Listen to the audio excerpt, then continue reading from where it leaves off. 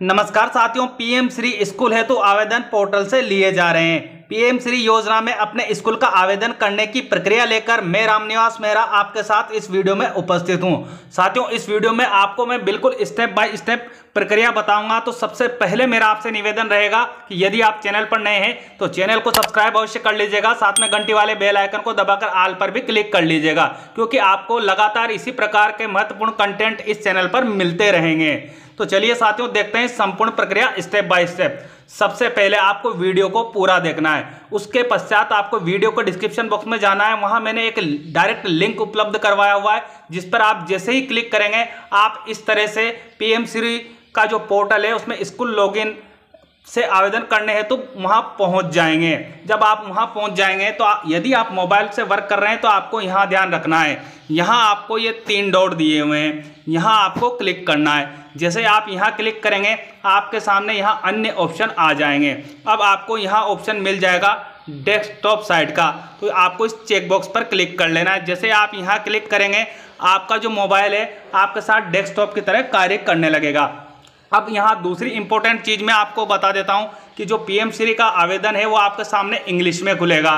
तो यदि आप इंग्लिश को प्रेफर्ड करते हैं, इंग्लिश में ही पढ़ना चाहते हैं तो बहुत आसान बात है आपके लिए। परंतु यदि आपको इंग्लिश में इस फॉर्म को फिल करने में किसी प्रकार की तकनीकी समस्या आती है तो आप यहाँ जो ये 3 डॉट है इन पर क्लिक कीजिएगा। जैसे आप यहाँ क्लिक करेंगे आपके सामने यहाँ फिर से अन्य ऑप्शन आ जाएंगे। यहाँ आपको एक ऑप्शन अवेलेबल करवाया हुआ है ट्रांसलेट का, तो आप यहाँ क्लिक कर लीजिएगा। जैसे आप यहाँ क्लिक करेंगे ऑटोमेटिकली आपके सामने यहाँ 2 ऑप्शन आपको यहाँ दिखाई देंगे, इंग्लिश का और हिंदी का। तो जिस भी लैंग्वेज को आप प्रेफर्ड करते हैं वो लैंग्वेज आप यहाँ से चुन सकते हैं। जैसे कि मैं यहाँ इंग्लिश चुन रहा हूँ, तो अब ये जो हमारे पीएम श्री में जो आवेदन होंगे सारे ऑप्शन मेरे सामने अब इंग्लिश में आएंगे।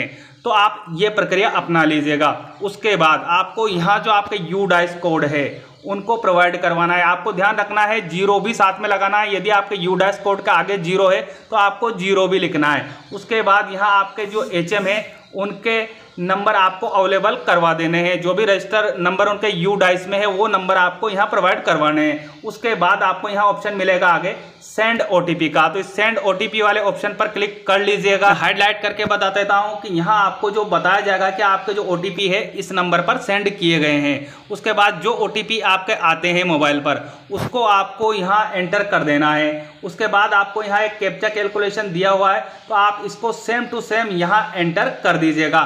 फिर आपको अंत में ऑप्शन मिल जाएगा लॉगिन का, तो आपको यहाँ लॉगिन पर क्लिक कर लेना है।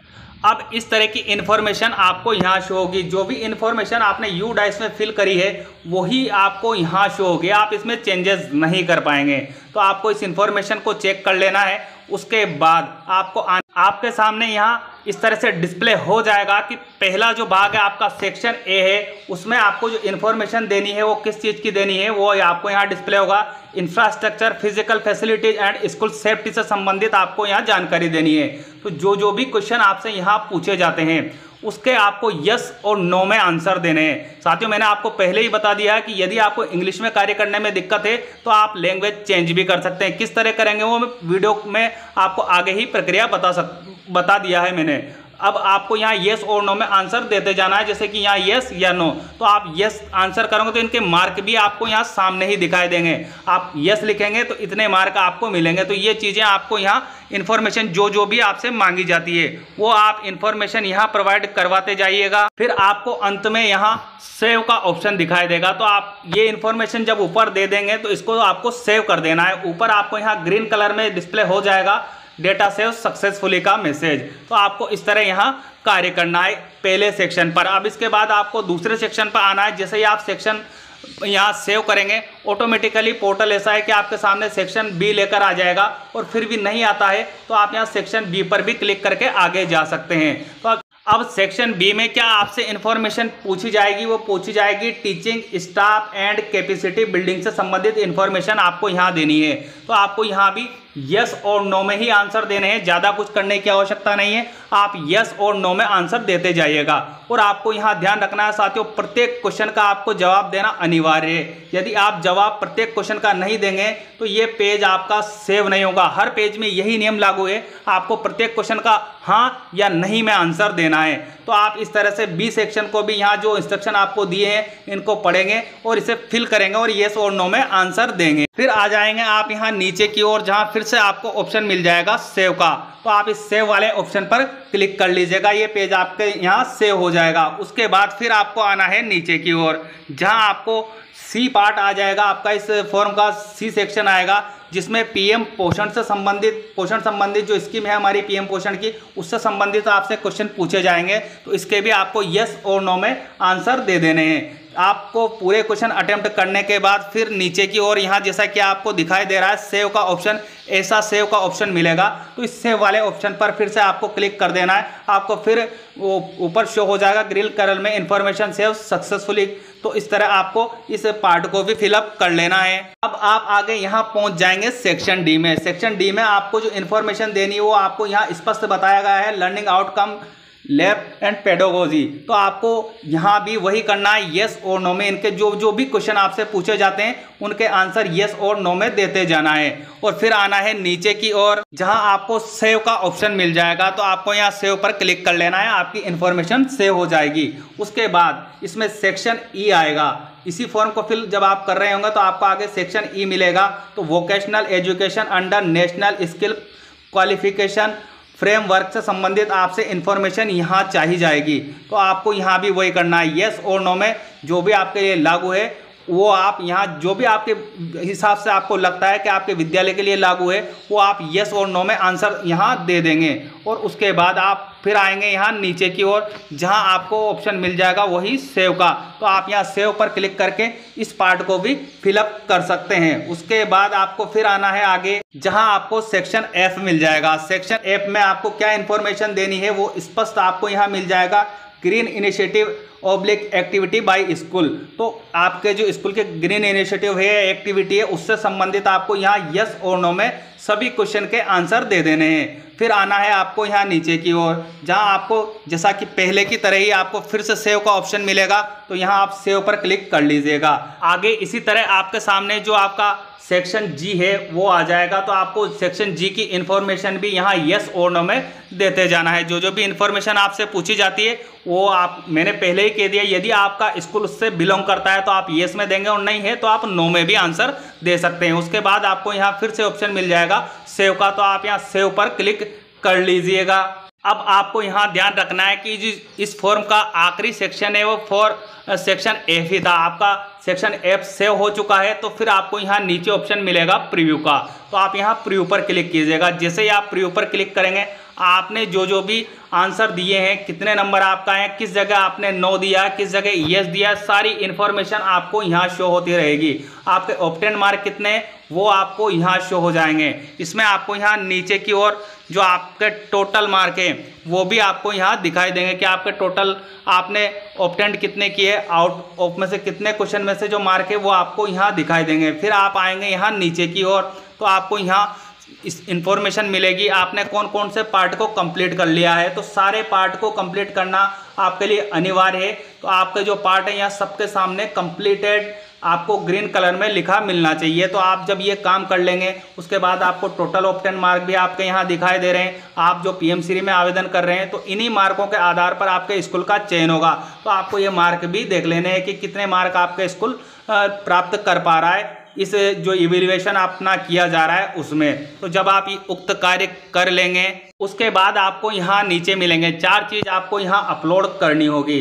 तो आपको आपके विद्यालय का जो फ्रंट फोटो है, फ्रंट साइड से जो आप फोटो लेंगे वो यहाँ अपलोड करेंगे। आपको यहाँ ध्यान रखना है कि आपका जो फोटो अपलोड होगा वो 200 KB में ही हो पाएगा।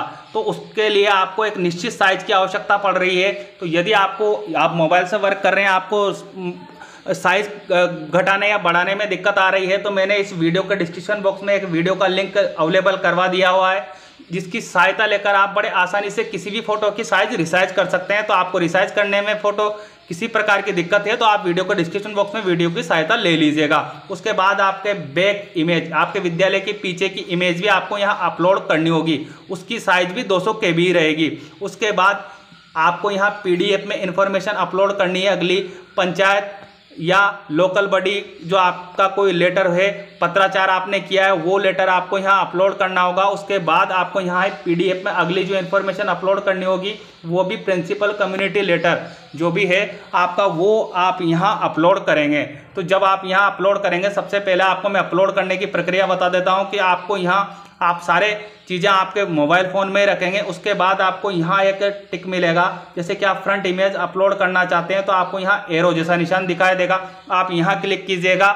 जिसे आप यहाँ क्लिक करेंगे आपका मोबाइल ऑटोमेटिकली आपको फाइल फोल्डर में ले जाएगा और जहाँ भी आपने फोटो रख रखा है निश्चित साइज का, वो यहाँ अपलोड कर दीजिएगा। उसके बाद इसी तरह आपको बैक इमेज अपलोड करनी है तो यहाँ आपको अपलोड के लिए चिन्ह दिया हुआ है, इसी पर क्लिक करना है। आपका मोबाइल आपको गैलरी में ले जाएगा और वहाँ से वो इमेज आप यहाँ अपलोड कर सकते हैं। उसी तरह आपको यहाँ 2 फाइलें अपलोड करनी है तो उसके सामने एरो का निशान दिया हुआ है, आप यहाँ इस पर क्लिक करके अपनी फाइलें अपलोड कर दीजिएगा। जैसे ही आप अपनी फाइलें अपलोड करेंगे इस तरह से अब आपको यहाँ इन्फॉर्मेशन डिस्प्ले होने लगेगी। जो भी फाइल आपने अपलोड की है उसकी इन्फॉर्मेशन आपको यहाँ शो हो जाएगी। अब आपको यहाँ शॉर्ट डिस्क्रिप्शन लिखना है कि आप क्यों आपके विद्यालय का आवेदन PM श्री में करना चाहते हैं, वो शॉर्ट डिस्क्रिप्शन आपको यहाँ देना होगा। तो जो भी आपके लिए आपको समझ में आता है कि आप क्यों आवेदन कर रहे हैं वो आप यहाँ शॉर्ट डिस्क्रिप्शन प्रोवाइड करवाएंगे। उसके बाद आपको यहाँ नीचे की ओर आना है जहाँ आपको मिलेगा सबमिट का ऑप्शन, जिसे मैं आपको यहाँ हाईलाइट करके बता रहा हूँ। साथियों आपको ये बात ध्यान रखना है कि आप यदि पूरी सूचनाएं फुलफिल नहीं करेंगे तो आपको ये सबमिट का ऑप्शन नहीं मिलेगा।